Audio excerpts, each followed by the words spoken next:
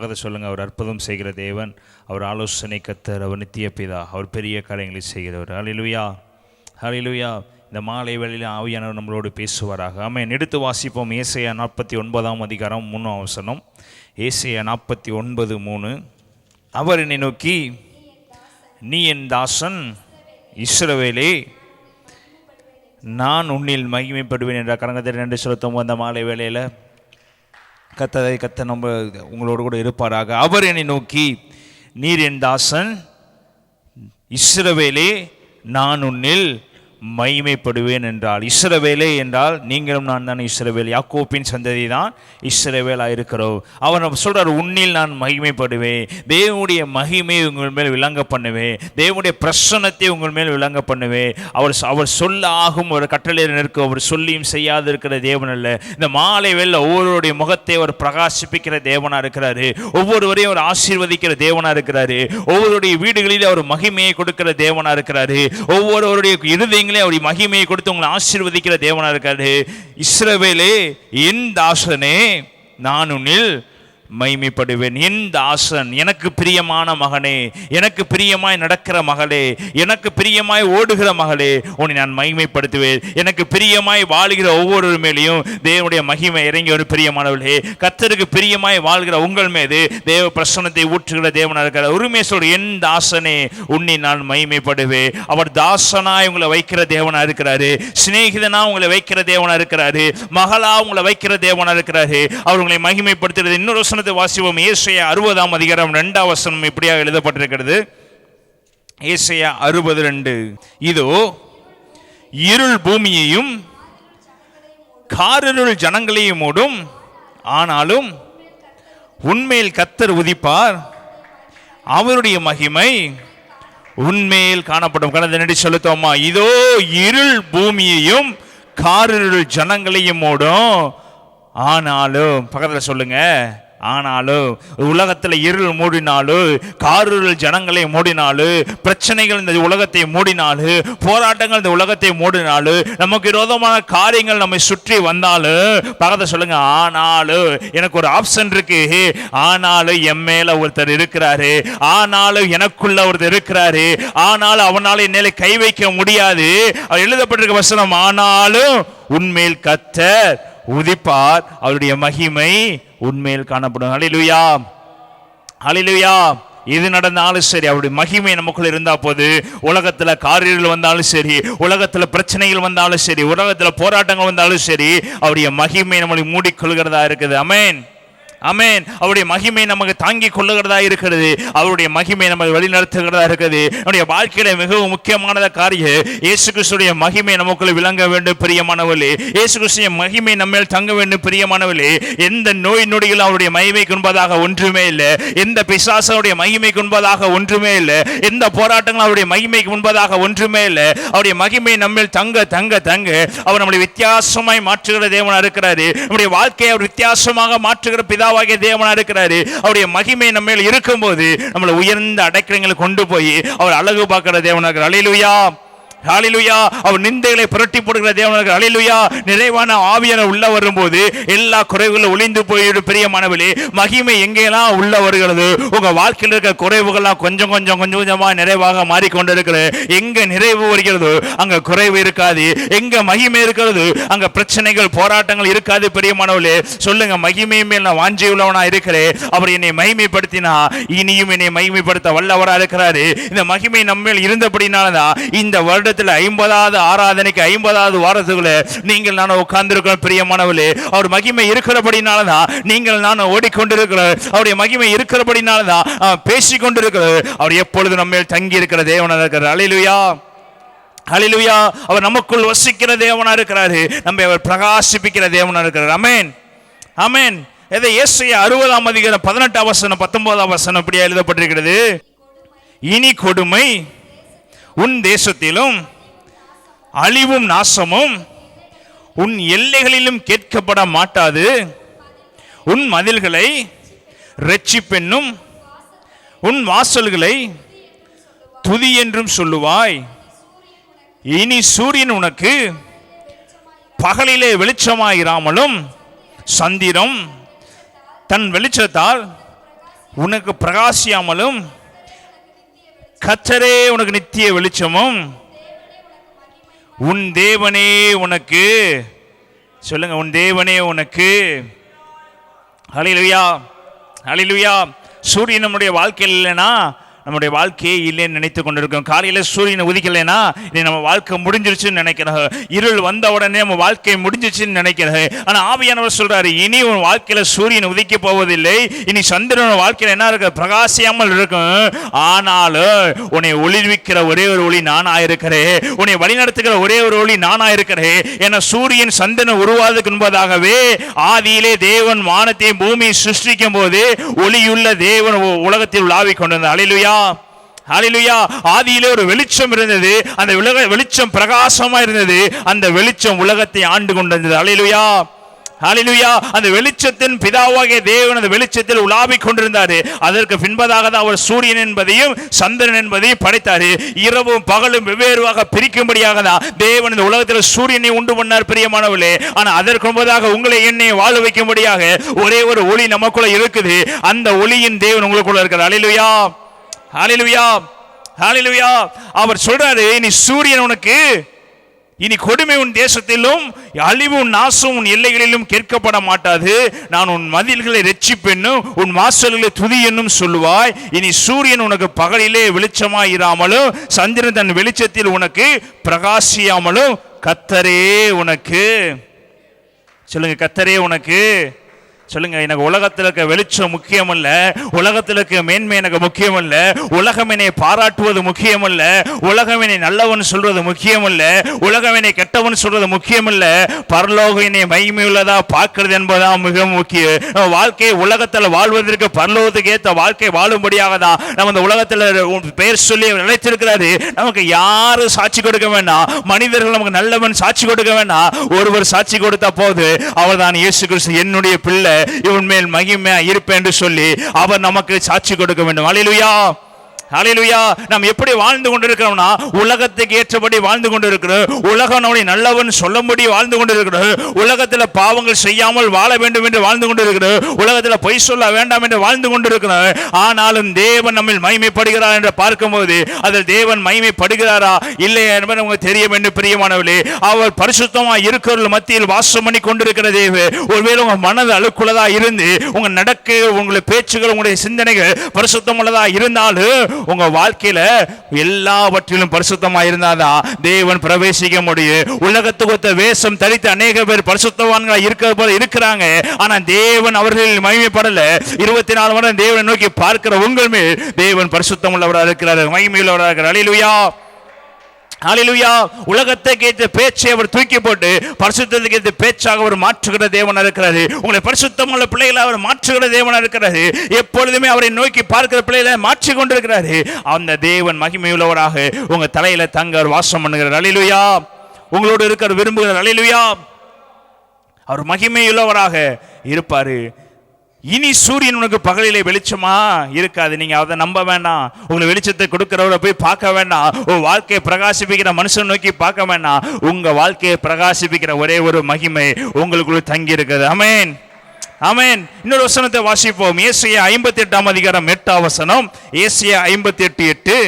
அப்பொழுது விடிய கால வெளுப்பை போல உன் வெளிச்சம் எழும்பி உன் சுகவாழ்வு சீக்கிரத்தில் துளிர்த்து உன் நீதி உனக்கு முன்னாலே சொல்லும். கர்த்தருடைய மகிமை உன்னை பின்னாலே காக்க சொல்லுத்தோம். அவர் மகிமை நம்மளை காக்கக்கூடியதா இருக்கிறது. நம்ம போக்கில் வரத்தில் நம்ம நடத்தக்கூடியதா இருக்கிறது. அவருடைய மகிமை எப்பொழுதும் நமக்கு பின்னாலே இருந்து நம்மளை பாதுகாக்கிற மகிமையை தான் பார்த்து கொண்டிருக்கிறோம். அல்லேலூயா, அல்லேலூயா. எந்த சூழ்நிலையிலும் தேவனுடைய மகிமை நம்மளை பாதுகாக்கிறதா இருக்கிறது. ஆமென், ஆமென். பக்கத்துல சொல்லுங்க, அவர் என்னை பாதுகாக்கிற தேவ, அவர் என்னை மகிமைப்படுத்துகிற தேவ, என் முகத்தை பிரகாசிப்பிக்கிற தேவ. நான் சாதாரணமானவரை ஆராதிக்கல, என் முகத்தை பிரகாசமாய் மாற்றுகிற தேவன் ஆராதிக்கிறேன். எப்பேற்பட்ட மனுஷனை பிரகாசிப்பிக்கிற ஒரே ஒரு ஒளியே அந்த ஜீவ ஒளி. அந்த ஜீவ ஒளி தான் என் தேவனாகிய கிறிஸ்து. அவர் எனக்குள்ள உங்களுக்குள்ளேயே அவர் வசித்து கொண்டிருக்கிறாரு. உங்க முகத்தை அவர் பிரகாசிப்பித்துக் கொண்டிருக்கிறாரு. நீங்க நல்லா ஜோமட்டு வெளியே வாங்களே, உங்க முகம் பிரகாசிக்கிறத நீங்க பார்க்க முடியும். நீங்க உலகப்புறமான காரியத்திலிருந்து நீங்க ஒரு காரியத்தை செய்துவிட்டு நீங்க வெளியே வரும்போது உங்களுக்கு துக்கத்தோடு வருவீங்க. நான் பண்ணிருக்கிறது கரெக்டா தப்பா? ஒருவேளை தவறுகள் செய்துட்டு நம்ம எந்த மனுஷனையும் சரியா ஃபேஸ் பண்ண முடியாதுங்க. ஆனா நீங்க பரிசுத்தக்குள்ள இருந்து பாருங்களே, உங்க வாழ்க்கை பரிசுத்தமாய் மாற்றப்படு. நீங்க அனுதினமும் சந்தோஷத்தோட மாற்றப்படுவீங்க. நீங்க வெளியே வரும்போது சத்துரு நடுங்க ஆரம்பிப்பா. ஏனென்ற அந்த மகிமை உங்க முகத்துல பிரகாசிக்க போய் ஆரம்பிங்க. அல்லேலூயா, ஹல்லேலூயா. தேவனுடைய முகம் எப்பொழுதும் பிரகாசித்துக் கொண்டே இருந்தது. ஜனங்கள் எல்லாரும் விடுதலை பெற்றுக் கொண்டிருந்தாங்க. ஜனங்கள் எல்லாரும் தேவனை மகிமைப்படுத்திக் கொண்டிருந்தாங்க. ஏனென்றால் தேவன் மேல் இயேசு கிறிஸ்துவின் மகிமை இரவும் பகலும் தங்கிக் கொண்டே இருந்தது. ஹல்லேலூயா, ஹல்லேலூயா. அந்த தேவன் இன்னைக்கு உங்கள் மேல் என் மேலும் தங்கிக் கொண்டிருக்கிறார். ஆமென். எடுத்து வாசிப்போம். உபாகமம் 14ஆம் அதிகாரம் 19ஆம் வசனம். உபாகமம் 26:19. உபாகமம் 26:19. நம்ம என்ன கட்டளைகளை கை கொண்டா அவருடைய மகிமை நமக்குள்ள இருக்கும். உபாகமம் 26:19.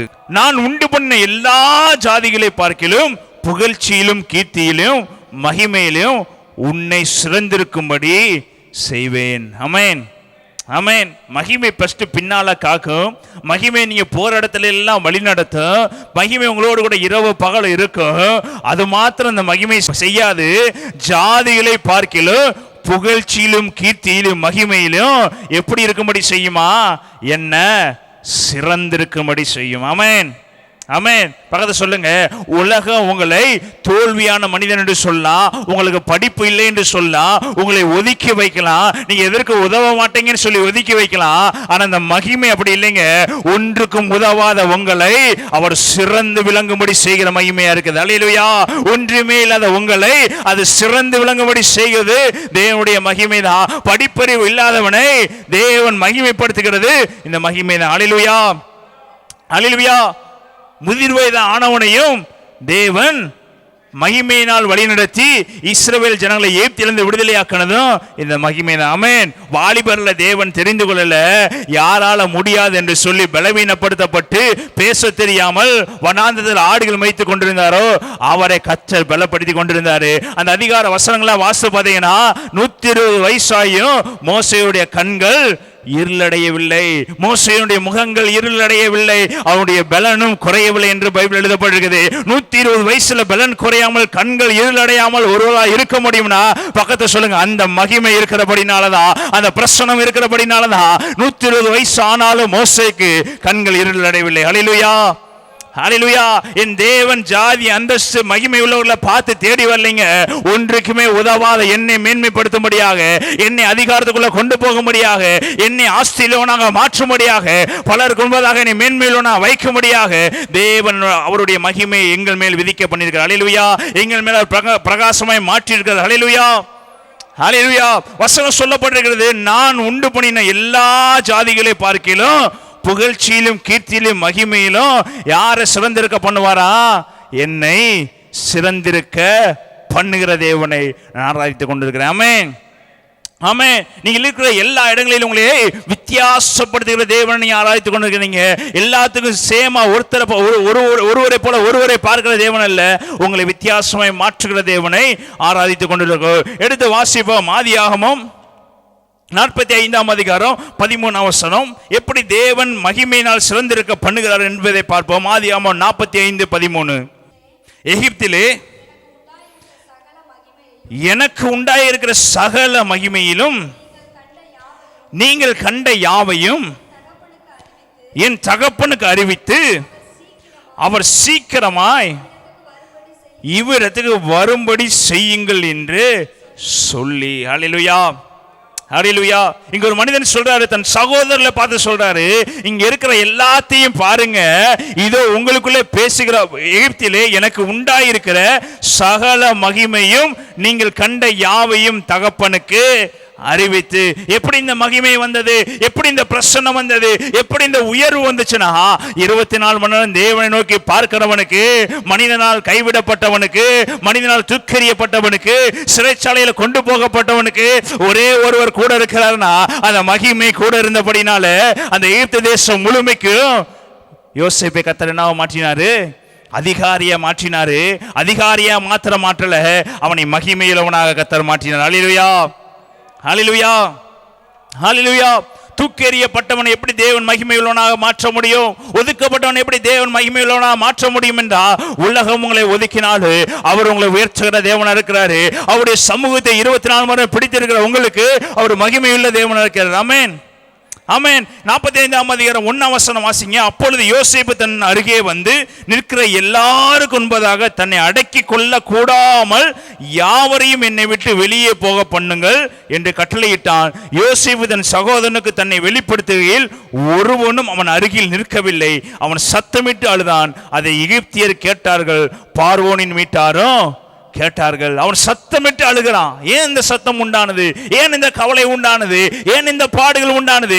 ஏன்னா அவன் தன்னை அடக்க முடியாமல், தன்னுடைய கண்ணீரை அடக்க முடியாமல், தன் பட்ட பாடுகளை அடக்க முடியாமல், நான் இப்படிப்பட்ட சூழ்நிலையில் இருந்தேனே, இப்படிப்பட்ட வேதனையில் இருந்தேனே, நான் களவாய் விற்கப்பட்டு 20 வெள்ளிக்காசுக்கு விற்கப்பட்டு, நான் வனாந்தரத்தில் இஸ்மவேலருக்கு மத்தியில் நான் விற்கப்பட்டு எவ்வளவோ கண்ணீர்கள், எவ்வளவோ வேதனைகள், எவ்வளவோ துக்கங்களை அனுபவித்தேனே. ஆனா என் தேவனை கைவிடவில்லை, என் தேவனை தூக்கி போடவில்லை. என்னுடைய சகோதரனை தூக்கி போட்டாங்க. என்னுடைய தகப்பனை கண்டு அவருடைய வஸ்திரத்தை மாத்திர பார்த்து தேடி வரல. எல்லாரும் தூக்கி போட்ட பின்பு, எல்லாரும் விற்ற பின்பு ஒருவர் என் கூட இருந்தாரு. ஒருவர் என் தலையை மகிமைப்படுத்தினாரு. ஒருவர் என் கரத்தோடு கரமாயிருந்து, என் தோளோடு தோளா இருந்து, என் வியாதியோடு வியாதியா இருந்து, என் அவமானத்தோடு அவமானமா இருந்து ஒருவர் என் தலையை உயர்த்தி இருக்கிறாரு. அவரை மகிமைப்படுத்தினார் என்று சொல்லி யோசேப்பு தன் சகோதரருக்கு முன்பதாக தன்னை வெளிப்படுத்துகிறாரு. தன்னை வெளிப்படுத்தும் போது அவன் சொல்ற வார்த்தை தன்னோட கூட இருக்கிற பார்வோனையும், தன்னோட கூட இருக்கிற ஜனங்களையும் அந்த ரூமை விட்டு, அந்த இடத்தை விட்டு வெளியே அகற்றி விட்டு அடக்கி கொள்ள முடியாத அளவுக்கு சத்தமிடுகிறாரு. அப்படி சத்தம் போட்டு யாருக்கு கேட்டதான்? அவன் சத்தமிட்டு அழுதான். அது எகிப்தியர். அதற்கு மேல் வசனம் வாசிங்க. யோசேப்பு சகோதரனுக்கு தன்னை வெளிப்படுத்துகையில் ஒருவன் அவர் அருகில் நிற்கவில்லை. யாருமே அவன் அருகில் என்ன இல்லையா? நிற்கல. அதற்கு மேல் வசனம் வாசி. அப்பொழுது யோசேப்பு தன் அருகே நின்ற எல்லாருக்கும் முன்பதாக தன்னை அடக்கி கொண்டிருக்க கூடாமல் யாவரையும், சொல்லுங்க, யாவரையும் என்னை விட்டு வெளியே போக பண்ணுங்கள் என்று அப்ப கட்டளை கொடுத்துட்டாரு. எல்லாரும் என்ன போயிட்டாங்க? வெளியே போயிட்டாங்க. தன் சகோதரர்கள் மாத்திரம் முன்னாடி இருக்கிறாங்க. ஆனா அவன் அழுகிற சத்தம் அந்த அரங்கமே அதிர அளவுக்கு இருந்தது. ஹல்லேலூயா, ஹல்லேலூயா. அவ எந்த அளவுக்கு அவன் வேதனை அனுபவித்திருந்தா, எந்த அளவுக்கு அவன் துக்கத்தை அனுபவித்திருந்தா, இவ்வளோ கண்ணீர் வடித்து கத்திருப்பான். தன்னை அடக்க கொள்ள முடியாத அளவுக்கு கத்தினானா. ஆனா இதற்கெல்லாம் முடிவு எப்படின்னா, எடுத்து வாசிங்க. யோசேப்பு தன் சகோதரை பார்த்து, நான் யோசேப்பு தன் தகப்பனார் இன்னும் உயிரோடு இருக்கிறாரா என்றான். அவனுடைய சகோதரர்கள் அவனுக்கு முன்பாக கலக்கமுற்றிருந்ததினாலே அவனுக்கு உத்தரம் சொல்லக்கூடாமல் இருந்தார்கள். எல்லாரும் கலங்கி நிற்கிறாங்க. யோசேப்பு என்று சொன்ன உடனே கலங்கி நிற்கிறாங்க. அதற்கு அடுத்த வசனம், அது கீழே வாசு பார்த்தீங்கன்னா 8ஆம் வசனம். ஆதலால் நீங்கள் அல்ல, தேவனே என்னை இவ்விடத்துக்கு அனுப்பி என்னை பார்வோனுக்கு தகப்பனாகவும் அவர் குடும்பம் அனைத்திற்கும் கர்த்தனாகவும் எகிப்து தேசம் முழுவதும் அதிபதியாகவும். இப்ப சகோதரர்கள் எல்லாரும் கலங்கி இருக்கிறாங்க. நம்ம தான் அவனை விற்று இப்ப அவனுடைய தயவில் வந்து நிற்கிறபடி வைத்து விட்டார்கள் என்று சொல்லி, இவன் இன்னும் உயிரோடு இருக்கிறான், இவன் எகிப்து தேசம் முழுவதும் அதிகாரியா இருக்கான்னு சொல்லும் போது யோசேப்பை பார்த்து பேசுவதற்கு அவங்களுக்கு என்ன இருந்துச்சு? கலக்கம் உண்டானது. உங்களை பார்த்து விரோதமா பேசுறவங்க ஒரு காலத்தை உங்களை பார்த்து கலங்குற அளவுக்கு என் தேவன் பண்ணுவாரு. ஆனா யோசேப்பு அப்படி இல்லைங்க. சாதாரணமா சொல்றாரு, நீங்க நினைக்கிறீங்க என்னை வித்துட்டீங்கன்னு நினைக்கிறீங்க, நீங்க நினைக்கிறீங்க என்னை குழியில தூக்கி போட்டேன்னு நினைக்கிறீங்க, நீங்க நினைக்கிற ஒரே ஒரு கதை நாங்க தான் இஸ்மவேல் கையில வித்து போட்டோம், இப்படி உன்னை வித்து போட்டோமே என்று நீங்க கலங்குறீங்க. ஆனா இது உங்க சித்தம் அல்ல. யார் என்னை இந்த வழியில் நடக்க பண்ணினாரு? யார் இந்த வழியில் நடக்க பண்ணாரு? கர்த்தரே. சொல்லுங்க, கர்த்தரே. பக்கத்துல சொல்லுங்க, நீ நடக்கிறீங்களா? நீங்க ஒருவேளை வேதனையில் இருக்கிறீங்களா? ஒருவேளை பாடுகள் இருக்கிறீங்களா? ஒருவேளை சோதனையில் இருக்கிறீங்களா? நீங்க சொல்லுங்க, நான் இது நடக்கிறதுக்கெல்லாம் காரியம் என்னன்னா, கர்த்தரே என்னை இந்த வழியில கொண்டு வந்தாரு. ஆதலால் நீங்கள் தேவனே என்னை இவ்விடத்துக்கு, யாராவது எதிரியின் கையில போய் அனுப்புவாரா சொல்லுங்க? எதிரியின் சூழ்நிலை போய் அனுப்புவாரா? அவங்க நினைச்சது கொண்டு ஓடலாம் நினைச்சாங்க. ஆனா அவர்கள் கண்களுக்கு தப்புவிக்க பண்ணி 20 வெள்ளிக்காசு எகிப்தியருக்கு போவாங்கன்னு தெரியுமா தெரியாது இல்லை, ஏதோ ஒரு 20 வெள்ளிக்காசுக்கு என்ன பண்ணி போட்டாங்க, விற்று போட்டாங்க. ஆனா யோசேப்பு தரிசனத்தை புரிந்து கொண்ட யோசேப்பு, அல்லேலூயா, தேவனுடைய அன்பை புரிந்து கொண்ட யோசேப்பு, அல்லேலூயா, தன் தகப்பனை பார்க்கலும் தன் சகோதரரை பார்க்கலும் தகப்பனை வழிநடத்தி வந்த தேவனை விசுவாசித்த யோசேப்பு. ஆமென், ஆமென். என்னை இவ்வளவு மேன்மைக்குள்ள மாற்றிட்டு இருக்கிறான்னா அவர் தரிசனம் இல்லாமல், அவருடைய சித்தம் இல்லாமல் என் வாழ்க்கையில எதுவுமே நடந்திருக்காது என்று யோசேப்பு புரிந்து கொண்டவனாக தன் சகோதரரை தேற்றாரு. நீங்க நினைக்காதீங்க, நீங்க கவலைப்படாதீங்க, என்னை இந்த இடத்துக்கு கொண்டு வந்தது ஆவியானவர், என்னை மேன்மைப்படுத்தும்படி திட்டம் கொண்டவர் என் ஆவியானவர். அவர் சொல்றாரு, பார்வோனுக்கு தகப்பனவும் என் குடும்பம் அனைத்து கர்த்ததாகவும் எகிப்து தேசம் முழுவதுக்கு அதிபதியாக வைத்தார். நீங்கள் சீக்கிரம் தகப்பனிடத்தில் போய் தேவன் எகிப்து தேசம் முழுவதும் அதிபதியாக வைத்தார், என்னிடத்தில் வாரும், தாமதிக்க வேண்டாம் என்றும். அதற்கு கீழ் வசனம் வாசித்து பார்த்தீங்கன்னா 13 வருஷம், எகிப்திலே எனக்கு உண்டாயிருக்க சகல மகிமையும் நீங்கள் கண்ட யாவையும் என் தகப்பனுக்கு அறிவித்து அவர் சீக்கிரமாய் இவ்விடத்துக்கு வரும்படி தனி மனிதனாய் போனவன் இப்போ இது இப்படி மாறப்பட்டான், அதிபதியாக மாறப்பட்டு, அதிபதியாக மாத்திரமாத்தில தன்னுடைய இஸ்ரவேல் ஜனங்களை எல்லாரும் பாதுகாக்கும்படி எகிப்து தேசத்துக்குள்ள கோசேன் ஒரு தேசத்தை ரெடி பண்ணி அந்த கோசேன் தேசத்துக்குள்ள இஸ்ரவேல் மக்களை எல்லாரையும் பாதுகாக்கும்படி தேவன் ஒருவனை மகிமைப்படுத்தினார்னா அவன் தான் யோசேப்பு. ஹல்லேலூயா, ஹல்லேலூயா. பக்கத்தில் சொல்லுங்க, கர்த்தர் உங்களை மகிமைப்படுத்துறாருன்னா நீங்க சந்தோஷமா இருக்கும்படி அல்லங்க, உங்கள் நிலையில் அநேகர் உங்க தங்கும்படியாக அவர் உங்களை மகிமைப்படுத்துகிற தேவனாக இருக்காரு. ஹல்லேலூயா, ஹல்லேலூயா. நீங்க நினைக்கிறீங்க பாடுகள் எனக்கு மாத்திரம் தானே, பாடுகள் உங்களுக்கு மாத்திரம் தான். அந்த பாடுகள் மத்தியில் உங்க கிட்ட வந்து சேர்றவங்க அநேக ஆயிரம் ஜனங்களா இருப்பாங்க. ஹல்லேலூயா, ஹல்லேலூயா. இயேசு ஒருவர் வேதனைக்குள்ள உட்பட்டாரு, இயேசு ஒருவர் அடிக்கப்பட்டாரு, இயேசு ஒருவர் ரத்தம் சிந்தினாரு, இயேசு ஒருவர் முள்முடியை சுமந்தாரு. ஆனா அதனுடைய சந்தோஷத்தையும் அவர் கிரயம் பண்ண எல்லா காரியத்தையும் இன்னைக்கு அனுபவிக்கிறது யாருன்னா நீங்களும் நான் தான். அவர் சகல வேதனையை அவர் ஏற்றுக்கொண்டு உங்களை சந்தோஷமாக மாற்றினார். ஹல்லேலூயா. யோசேப்பு தனக்குள்ள எல்லா காரியங்களையும் வேதனையை அவன் ஏற்றுக்கொண்டு தன் ஜனங்களை எல்லாத்தையும் அவன் சேவ் பண்ணான். ஹல்லேலூயா, ஹல்லேலூயா. யாராவது ஒருவர் தான் என்ன பண்ணி ஆகணும், சுமைய சுமந்தாகணும். அந்த சுமை சாதாரணமான சுமையா இருக்காது. ஒருவேளை வேதனையா இருக்கலாம், ஒருவேளை துக்கமா இருக்கலாம், ஒருவேளை பாடுகளா இருக்கலாம். ஆனா அந்த பாடுகள் மத்தியில இயேசுவினோடு கூட இருப்பாருங்க. விசுவாசம் உங்களுக்குள்ள இருந்துச்சுன்னா அநேக ஜனங்களை நீங்க மாற்றும்படியாக, அநேக ஜனங்கள் உங்கள் நிலையில் வந்து தங்கும்படியாக உங்களை தேவன் பிரகாசமுள்ள சந்ததியா மாற்றுகிறவர்கள். ஹல்லேலூயா. இயேசு தன்னுடைய நுகத்தை சுமத்தாரு, யோசேப்பும் தனக்குள்ள நுகத்தை என்ன பண்ணாரு, சுமந்தாரு. இந்த சிச்சுவேஷன்ல அந்த வாலிபரான வயசுலையும் எவ்வளவோ போராட்டங்கள் அவனுக்கு நேராக வந்த போது, எவ்வளவு இச்சைகள் அவனுக்கு நேராக வந்த போது, எவ்வளவு பிரச்சனைகள் அவனுக்கு நேராக வரும்போது தேவனுக்கு உண்பதாக பரிசுத்தமா இருக்கும்படி தன்னை தானே அடக்கி கொண்டு சகல உலகப்புறமான காரியங்களுக்கு தன்னை விலக்கி கொண்டு சிறையில் இருந்தாலும் சரி, பிரச்சனையில் இருந்தாலும் சரி, போராட்டத்தில் இருந்தாலும் சரி, எப்பேற்பட்ட நேரத்தில் இருந்தாலும் சரி, நான் தேவனுக்கு உண்பதாக மாத்திர உண்மையிலோ நான் இருப்பேன் என்று சொல்லி ஜனங்கள் முன்பதாக அவமானப்படுத்தப்பட்ட யோசேப்பு கர்த்தருக்கு முன்பதாக மகிமைப்படுத்தப்பட்டான். ஹல்லேலூயா, ஹல்லேலூயா, ஹல்லேலூயா. செய்யாத தவறுக்கு செய்தான் என்று சொல்லி புறக்கணிக்கப்பட்ட போதும் யோசேப்பு வாயை திறந்து என்ன பண்ணல, ஜனங்கள் என்னை பார்த்து மோசமானவன் சொல்றாங்களா பரவாயில்ல, ஜனங்கள் என்னை பார்த்து இவன் இப்படிப்பட்டவன் சொல்றாங்களா பரவாயில்ல, நான் ஜனங்களுக்கு முன்பதாக நான் வெட்கப்பட்டாலும் என் தேவனுக்கு முன்பதாக நான் பரிசுத்தமுள்ளவனா இருக்கிறேன் என்று சொல்லி சகல அவமானத்தை ஏற்றுக்கொண்டு சிறைக்குள்ள போனவன் அடுத்து எப்படிப்பட்டவனா மாறானா, சிறையிலிருந்து அதிகாரியா மாற்றப்பட்டா. வேற எங்க அவன் மூவ் பண்ணலங்க. சிறையில் உட்கார்ந்து ஜெபம் பண்ணா, சிறையில் உட்கார்ந்து தேவனோட இன்னும் டைம் ஸ்பெண்ட் பண்ணா, இவங்க சிறைக்குள்ள உட்கார்ந்து தேவனோட இடைப்பட ஆரம்பிச்சா, தேவ வசனத்தை ஏற்றுக்கொள்ள ஆரம்பிச்சா, தேவ வசனத்தை நடக்க ஆரம்பிச்சா. இரவு பகலும் இயேசு கிறிஸ்துவோடு பிதாவாகிய தேவனோடு சஞ்சரிக்கிறவனாக, தரிசனங்களை பார்க்கிறவனாக, சொப்பனங்களை காண்கிறவனாக, நடக்க போற சம்பவங்களை, நடக்க போற காரியங்களை தெரிந்து கொள்கிறவனாக சிறைச்சாலையில உட்கார்ந்து தேவனுடைய மகிமையை பார்த்து கொண்டே இருந்தவனுக்கு சிறையிலிருந்து அதிபதி. ஹல்லேலூயா, ஹல்லேலூயா. யாருக்கங்க முடியும் சிறையிலிருந்து அதிபதி? யார முடியும்னா சொல்லுங்க, மகிமை உள்ளவனுக்கு எல்லாமே வாய்க்கும். ஹல்லேலூயா. கர்த்தருடைய மகிமை அவனை காத்து கொண்டே இருக்கும். ஆமென், ஆமென். யாராவது ஒருவரை அவரை தெரிந்து கொள்ளுகிற தேவனா இருக்கிறாரு. அந்த தெரிந்து கொள்ளவனை கர்த்தர் மகிமைப்படுத்துகிற தேவனா இருக்கிறார். ஆமென். பக்கத்துல சொல்லுங்க, ஒருவேளை நானா இருக்கு, என்னை அவர் தெரிந்து கொண்டிருக்கிறாரு. இக்கல பாடுகள் எனக்கு வரப்போகிற ஆசீர்வாதத்துக்கு மகிமை உள்ளதா இருக்கு. அவர் பாடுகளை கொடுக்கிறார்னா அது நிமித்தம் நீ ஆசீர்வாதமாய் மாற்றுபடுகிறதா. அவர் சில பாடுகளை கொடுக்கிறாரு. தாமதம் வருதுன்னா அது தாமதத்துக்கு பதில் ஒரு பெரிய ஆசீர்வாதனை கொடுக்கிறதுக்காக தான் அவர் சில காரியங்களை எனக்கு தாமதிக்கிறாரு. இன்றைக்கு நான் இது கிடைக்க வேண்டும் என்று நினைக்கிறேன், அது கிடைக்கவில்லை என்றால் நாளைக்கு தேவன் எனக்கு பெருசாய் கொடுக்க போகிறபடினாலதான் இன்றைக்கு எனக்கு தாமதிக்க நினைத்துக் கொள்ளுங்க. தாமதிக்க விசுவாசிங்க.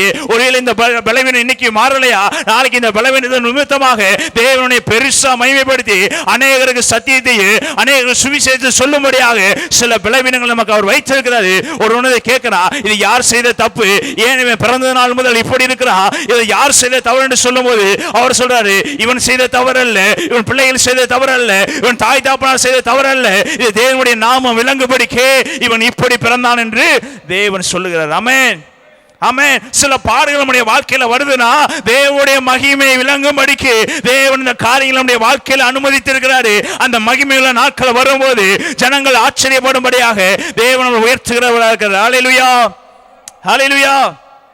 யோசேப்பு சொல்றாரு தன் சகோதரர்கிட்ட, என் மகிமையை பாருங்க. ஏன் மகிமைய? நான் இஸ்ரவேல் ஜனங்கள் இருக்கும்போது உங்கள் எல்லாத்தையும் நான் தகப்பனுக்கு அறிவிச்சேன், ஜனங்கள் எல்லாத்தையும் நான் பார்த்து கொண்டு அந்த இடத்துலயே கர்த்தர் என்னை மேன்மேலும் நான் வைச்சாரு. ஆனா என்னை தூக்கி நீங்க போட்டீங்க, நான் விளங்க மாட்டேன்னு சொல்லி தூக்கி போட்டீங்க, என்னை புறக்கணித்து போட்டீங்க, என்னை கொண்டு போய் குழியில தள்ளினீங்க. இனி இவனுடைய மகிமையை பிடுங்கி விடலாம் என்று உன்னுடைய சகோதரர் எல்லாரும் நினைத்தாங்க. சகோதரர் ஒருவேளை மகிமையை பிடுங்கி போட்டாலும் அதற்கு மேலாக சகோதரர் பிடுங்கி போட முடியாத அளவுக்கு தேவன் ஒரு மகிமையை கொடுக்க முடியும்னா அது அங்க தேசத்துக்கு அதிகாரியா மாற்றுவது. அல்லேலூயா, அல்லேலூயா. தகப்பன் இருந்த மகிமையை சகோதரர்கள் ஈஸியா பிடுங்கி தூக்கி போட்டாங்க. தன்னுடைய மகனை என்ன பண்ணிட்டாங்க, யாக்கோபுடைய மகனா இருந்த யோசேப்பை தூக்கி என்ன பண்ணிட்டாங்க, விற்று போட்டாங்க. அந்த மகிமை என்ன ஆயிடுச்சு, அப்படியே போயிருச்சு. அவங்களால அதுதான் பண்ண முடிஞ்சு. ஏன்னா அவங்க பெரிய ஆளா இருந்தாங்க. இப்ப தன்னுடைய சகோதரர்கள் எல்லாரும் எப்படி இருந்தாங்க, பெரிய ஆளா இருந்தாங்க. சீக்கிரமா சின்னவனா இருந்த யோசேப்பை என்ன பண்ணிட்டாங்க, அமுக்கி போட்டாங்க. ஆனா இந்த மேன்மை இப்படி கிடையாதுங்க. தன் சகோதரருக்கு அவனுக்கு மேலாக யாருமே இல்லை. அப்படிப்பட்ட ஒரு மகிமையை கர்த்தர் கொடுக்கும் போது எப்பேற்பட்ட 90 வயசானாலும் சரி, 200 வயசானாலும் சரி, 30 வயசானாலும் சரி, இந்த வாலிபனுக்கு கையை தூக்கணும். என்ன பண்ணித்தான் ஆகணும், கீழ்ப்படிஞ்சுதான் ஆகணும். இப்ப அதிகாரம் உள்ள வருது, இப்ப மகிமை உள்ள வருது. ஏன்னா குழியில் இருக்கிறவனை கர்த்தர் தூக்கி சிங்காசனத்தில் மாற்றுகிற தேவன். அல்லேலூயா. வசனத்தை வாசிப்பு பாருங்க. 1 சாமுவேல் 2ஆம் அதிகாரம் 8ஆம் வசனம். தேவன் எப்படி மாற்றுகிற தேவன்னா அது ருசிச்ச மகள் சொல்றாங்க. 1 சாமுவேல் 2ஆம் அதிகாரம் 8ஆம் வசனம். அவர்களை பிரபுக்களுடைய உட்காரவும் மகிமையுள்ள சிங்காசனத்தை சுதந்திரிக்கவும் பண்ணுகிறார். பூமியின் அஸ்திபாரங்கள் கர்த்தருடையவைகள், அவரே அவைகள் மேல் பூச்சக்கரத்தை. பக்கத்தில் சொல்லுங்க, என் தேவன் எப்படி மாற்றுகிறார்னா வாசிங்க, அவர் சத்தமா வாசிங்க, அவர் சிறியவனை புழுதியிலிருந்து எடுத்து எளியவனை குப்பையிலிருந்து. பக்கத்தில் சொல்லுங்க, பெரியவன் அவர் உயர்த்தல. அவர் சொல்லுங்க, சிறியவனாகிய என்னை சொல்லுங்க, என்னை சிறியவனாகிய என்னை அவர் புழுதியிலிருந்து எடுத்து எளியவனை குப்பையிலிருந்து உயர்த்துகிறார். அவர்களை சாதாரணமான இடத்துல இல்லைங்க. இப்ப யோசேப்பை சிறைச்சாலையில் இருந்தவன், யோசேப்பு புறக்கணிக்கப்பட்டவன், தன் சகோதரரால் புறக்கணிக்கப்பட்டவன், தன்னுடைய போத்திபார் வீட்டில் எஜமானா இருந்த போத்திபாரால் புறக்கணிக்கப்பட்டவன், எகிப்து தேசத்தால் முத்திரை குத்தப்பட்டு அவன் தவறான செயல் செய்தான் என்று முத்திரை குத்தப்பட்டு சிறைச்சாலையில் அடைக்கப்பட்டவனை கர்த்தர் புழுதியிலிருந்து சொல்லுங்க, சிறையிலிருந்து எடுத்து எளியவனை குப்பையிலிருந்து உயர்த்தி இப்போ முத்திரை குத்தப்பட்ட அவனை கர்த்தர் எப்படி மாற்றினாரா, பிரபுக்களோட உட்கார ரெண்டு சொல்லுவோம். எப்படி உட்கார தேவனா இருக்கிறாரு, பிரபுக்களோடு உட்கார பண்ணுகிற தேவன். அல்லேலூயா, அல்லேலூயா. மகிமையுள்ள சிங்காசனத்தை சுதந்திரிக்கவும் பண்ணுகிறாரு. அவர் பிரபுக்களோட மாத்திரம் உட்கார வைக்கிற தேவன் அல்ல, அவர் சிங்காசனத்தில் உட்கார வைத்து அழகு பார்க்கிற தேவன். அவர் மகிமையை கொடுத்து அழகு பார்க்கிற தேவன். சுதந்திரிக்கப்பட்ட பூமியின் அஸ்திபாரங்கள் கர்த்தருடையவைகள், அவரே அவைகளின் மேல் பூச்சக்கரத்தை வைக்கிறார். ஹல்லேலூயா, ஹல்லேலூயா. யாருங்க சொல்றா இந்த வசனத்தை வாசிக்கிறது? யாருங்க சொல்றா? அன்னாள் சொல்றாங்க. அன்னாள் சொல்றாங்க. இந்த வார்த்தை வசனங்கள் எல்லாம் வாசித்து பார்த்தீங்கன்னா அது கீழ் வசனம், அப்பொழுது அன்னாள் 1ஆம் வசனம், அப்பொழுது அன்னாள் ஜெபம் பண்ணி தன் இருதயம் கர்த்தருக்குள் களி கூறுகிறது, என் கொம்பு கர்த்தருக்குள் உயர்ந்திருக்கிறது, என் பயங்கரின் மேல் என் வாய் திறந்திருக்கிறது, உம்முடைய இரட்சிப்பினால் சந்தோஷப்படுகிறேன், கர்த்தரை போல பரிசுத்தமுள்ளவர் இல்லை, உம்மை அல்லாமல் வேறொரு இல்லை, எங்கள் தேவனைப் போல ஒரு கண்மலையும் இல்லை என்று சொல்லி அந்த வசனங்கள் எல்லாம் வாசு பார்த்தீங்கன்னா 8ஆம் வசனத்தில் அவர் சிறியவனை புழுதியிலிருந்து உயர்த்தி எளியவனை குப்பையிலிருந்து உயர்த்துகிறார், அவர்களை பிரபுக்களோடு உட்காரவும் மகிமையில சிங்காசனம் சுதந்திரிக்கும் பண்ணுகிறார், பூமியின் அஸ்திபாரங்கள் கர்த்தருடையவைகள், அவரே அவைகளின் மேல் பூச்சக்கரத்தை வைக்கிறார் என்று சொல்லி அன்னாள் என்ன பண்ணி கொண்டிருக்கிறார்? தன்னுடைய பாடல்களை கர்த்தருக்கு நேராக பாடிக்கொண்டிருக்கிறாரு. கர்த்தருடைய மகிமை அவர் பாடிக்கொண்டிருக்கிறாரு. கர்த்தருடைய புகழ்ச்சியை அவர் பாடிக்கொண்டிருக்கிறார். ஏன் பாடிக்கொண்டிருக்கிறார்னா, அவர் சிறுமைப்பட்ட அன்னாள், புறக்கணிக்கப்பட்ட அன்னாள், தன்னுடைய கணவனாலையும் தன்னுடைய கூட கணவனுடைய இன்னொரு மனைவியாலையும் புறக்கணிக்கப்பட்டவள், ஜனங்களால புறக்கணிக்கப்பட்டவள், பிள்ளை இல்லாமல் தவிக்கப்பட்டவள். எப்படி பாட்டு பாடுகிறானா? சிறியவனை குப்பையிலிருந்து என் தேவன் உயர்த்துகிறவரா இருக்கிறாரு. சிறியவனை குப்பையிலிருந்து உயர்த்தி பிரபுக்களோட உட்கார பண்ணுகிறார். ஏன் அவர் இப்படி பேசுன பெண்ணா இருந்தாங்கன்னா சொல்லுங்க, தேவனுடைய மகிமை ருசி பார்த்தவங்களுக்கு தாங்க இதை பேச முடியும். ஹல்லேலூயா, ஹல்லேலூயா. துக்கப்பட்டவங்களுக்காக அப்படி பேச முடியும், புறக்கணிக்கப்பட்டவங்க தாங்க அப்படி பேச முடியும், அன்பை ருசிச்சவங்க தாங்க பேச முடியும். யோசேப்பு சத்தமிட்டு அழுதானா, அந்த சத்தம் எங்க கேட்டுச்சு? அந்த கதவை அடைச்சு வெளியே இருந்தவங்களுக்கு கேட்கிறவர்களுக்கு சத்தம் உயர்ந்தது. அதே போல அண்ணா தேவனை புகழ்றா, சாதாரண புகழ, சத்தத்தை உயர்த்தி புகழ்றா, அவளை அறியாமல் புகழ்றா. என் தேவன் சிறுமையில் இருந்தவனையும் குப்பையில இருந்தவனையும் அவர் உயர்ச்சி எப்படி உட்கார பண்ணுகிறாரா? ராஜாக்களோடு உட்கார பண்ணுகிறாரு. இப்ப எல்கானாவுக்கு 2 மனைவிகள், ஒன்னு பேரு பெனினா, 2வது பேரு அண்ணா. பெனினாளுக்கு அநேக குழந்தைகள் இருந்தது. அதனால் அண்ணாள் சிறுமைப்படுத்தப்பட்டு, அண்ணாள் ஒடுக்கப்பட்டு, அண்ணாள் கண்ணீரோடு இருந்தா. ஆனா பக்கத்துல சொல்லுங்க, தேவன் நோக்கி பார்த்த அண்ணாளுக்கு தேவன் ஒரு மகனை கொடுத்தாரு. அந்த மகன் சாதாரணமான மகன் அல்ல, இஸ்ரவேலுக்கு தீர்க்கதரிசியாக மாற்றப்பட்டு பிரபுக்கள் எல்லாம் பிரபுவாக உட்கார பண்ணி இஸ்ரவேல் தேசம் முழுமைக்கு ராஜாவை உட்கார பண்ண என் தேவனால முடியும் என்பதை இந்த அன்னாள் புரிந்து கொண்டா. தாமதம் என்பது மகிமை. ஹல்லேலூயா, ஹல்லேலூயா, ஹல்லேலூயா. உபத்திரவப்படுவது மகிமை, புறக்கணிக்கப்படுவது மகிமை, இழந்து போவது மகிமை. ஏனென்றால் அதன் மத்தியிலே என் தேவன் உயர்வை கொடுக்க வல்லவரா இருக்கிறார். ஹல்லேலூயா, ஹல்லேலூயா. தேவனுடைய நாமத்தின் நிமித்தம் நீங்க புறக்கணிக்கப்படுகிறீங்களா? தேவனுடைய நாமத்தின் நிமித்தம் நீங்க ஒடுக்கப்படுகிறீங்களா? தேவனுடைய நாமத்தின் நிமித்தம் நீங்க இகழ்வான பேச்சுக்கு நீங்க உள்ளாகிறீங்களா? பக்கத்துல சொல்லுங்க, இது இன்னைக்குரியது. ஆனா என் தேவன் இன்னைக்கு என்ன பண்ணுவார்? அதை மாற்றுவாரு. என் கண்ணீரை துடைக்கிற நாட்கள் உலகம், என்னுடைய நிந்தையை மாற்றுற நாட்கள் வரும், என்னுடைய போராட்டத்தை மாற்றுற நாட்கள் வரும். அன்னைக்கு நான் பாடுவேன், என் தேவன் பிரபுக்களோட உட்கார பண்ணுகிற தேவனா இருக்கிறார். ஹல்லேலூயா, ஹல்லேலூயா. அண்ணால் சாதாரணமான பாடல, அண்ணால் பெற்றுக்கொண்டு பாடினா, ஆசீர்வாதத்தை பெற்றுக்கொண்டு ருசித்து கொண்டு. அவ கண்ணீரோடு இருக்கும் போதும் எங்க போய் உட்கார்ந்தானா? தன் தேவனுடைய சமூகத்தில் போய் உட்கார்ந்தா. ஹல்லேலூயா, ஹல்லேலூயா. அவ மகிமை எங்க வருதுன்னா தேவ சமூகத்திலிருந்து வருகிறது. அவ போய் தன்னுடைய கணவனை கேட்டு பார்க்கறா, தன்னுடைய கூடி இருக்கவங்களை பார்க்கறா. இவங்கள்ட்ட இருந்து ஒண்ணுமே வராது, நான் நம்பி இருக்கிறவங்களை கொண்டு ஒண்ணுமே பிடிக்க வேண்டியது ஒருவர், மகிமைப்படுத்த வேண்டிய ஒருவர் என்று சொல்லி தேவனுடைய ஆலயத்தில் உட்கார்ந்து மகிமைப்படுத்தும்படி அழுது கொண்டு தேவ சமூகத்தில் உட்கார்ந்து அழுது கொண்டு இருக்கிறா. எனக்கு ஒரு ஆண் பிள்ளையை கொடுத்தீரானா அது உமக்கே கொடுக்கிறேன் என்று சொல்லி தேவ சமூகத்தில் உட்கார்ந்து ஜெபம் பண்ணி கொண்டிருக்கிறா. அதற்கு முன்பதாக ஜெபம் பண்ணி விட்டு வெளியே வரும்போது அவளுக்கு அற்புதம் நடைபெறவே இல்லை, அவருக்கு பிரச்சனை மாறவே இல்லை, அவருக்கு போராட்டம் மாறவே இல்லை. ஆனால் அந்த வசனத்தை வாசித்து பார்த்தீங்கன்னா 17ஆம் வசனம் வாசித்து பார்த்தீங்கன்னா 1ஆவது 17ஆம் வசனம் 18ஆம் வசனம், அப்பொழுது அவள் உம்முடைய அடியாளுக்கு உம்முடைய கண்களில் தயவு கிடைக்க கடவுது என்றால், பின்பு அந்த ஸ்திரீ புறப்பட்டு போய், சொல்லுங்க, கண்ணீரில் இருக்கிறவர்களுக்கு போஜனம் செய்ய முடியுமா? வேதனையில் இருக்கிற போஜனம் செய்ய முடியுமா? முடியும்னா அது யாரால முடியும்? என் தேவ ஆவியை நிரப்பினால் மாத்திரம்தான் முடியும். ஹல்லேலூயா, ஹல்லேலூயா. அப்புறம் அவள் துக்கமுகமா இருக்கவில்லை. தன்னுடைய பிரச்சனை எல்லாம் என் ஆண்டவர் சமூகத்தில் வச்சதுக்கு அப்புறம், என் போராட்டங்கள் எல்லாம் ஆண்டவர் சமூகத்தில் வச்சதுக்கு அப்புறம் எனக்கு மாறுதோ மாறலையோ அடுத்த பிரச்சனை, ஆனால் நான் துக்கமுகமா இனி இருக்க மாட்டேன். ஏனென்றா என் தேவையில் என் தேவன் சந்திக்கிறவராக இருக்கிறாரு, என் பிரச்சனையை என் தேவன் சந்திக்கிற தேவனாக இருக்கிறாரு, அவர் பார்த்துக்கிறோம் என்று சொல்லி அவர் துக்கமுகமா இருக்கவில்லை. அதற்கு அடுத்த வசனம் வாசித்து பார்த்தீங்கன்னா, அப்பொழுது அவர்கள் அதிகாலையில் எழுந்து கர்த்தரை பணிந்து கொண்டு ராமாவுக்கு தங்கள் வீட்டுக்கு திரும்பி போனார்கள். எல்கானா தன் மனைவியாக அன்னாளை அறிந்தான். கர்த்தர் அவளை சொல்லுங்க, கர்த்தர் அவளை சொல்லுங்க, துக்கமுகமா இல்லாம இருந்தீங்கன்னா கர்த்தர் உங்களை நினைத்தல்ல வல்லவராக இருக்கிறார். ஹல்லேலூயா, ஹல்லேலூயா. பிரச்சனை எல்லாம் கொண்டு வந்து தேவ சமூகத்தில் தூக்கி போட்டு இனி இந்த பிரச்சனையை தொடரக்கூடாது என்று சொல்லிட்டு நீங்க சந்தோஷமா வீட்டுக்கு போனீங்கன்னா தேவன் உங்களை நினைத்திருக்கிற தேவனா இருக்கிறாரு, தேவன் உங்களை மகிமைப்படுத்துகிறவர் இருக்கிறாரு. இதெல்லாம் பார்த்தபடினால தான் சொல்ற, அண்ணா அவர் சிறியவனை புழுதியிலிருந்து எடுத்து எளியவனை குப்பையிலிருந்து உயர்த்துகிறார்.